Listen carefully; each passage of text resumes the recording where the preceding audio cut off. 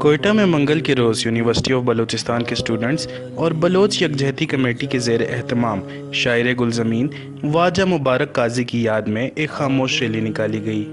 یہ rally university of Balochistan سے لے کر بولان میڈیکل کمپلیکس تک نکالی گئی، جس میں سینکڑوں طلبہ و طالبات اور سول سوسائٹی کے لوگوں نے شرکت کی۔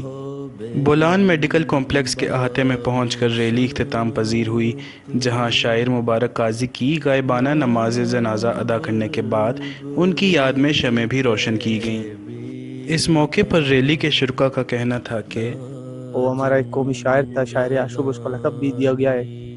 تو مبارک قاضی صاحب وہ پسری کے رہنے والا تھا اور وہ بہت بڑا ریولوشنری شاعر تھا۔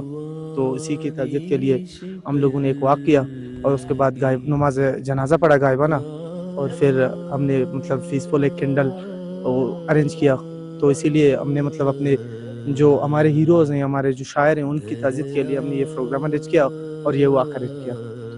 منی نام ظفر ہے، ماں بلوچستان یونیورسٹی ایک نودر بریاں سنگتا مرچی ایک پروگرامی ارداد ایک پیس ہوا کی قاضی نام آکنک بتگا مات کے سنگتا دا جنازہ وان جنازہ چپد ماد نشتیں کینڈل روکو قاضی آتا۔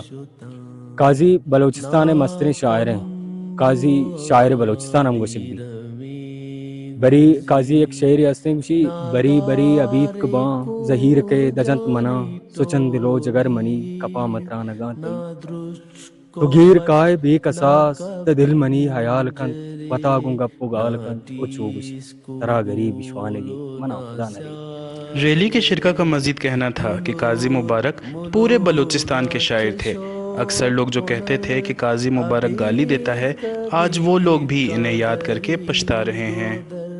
وش نیوز، کوئٹہ۔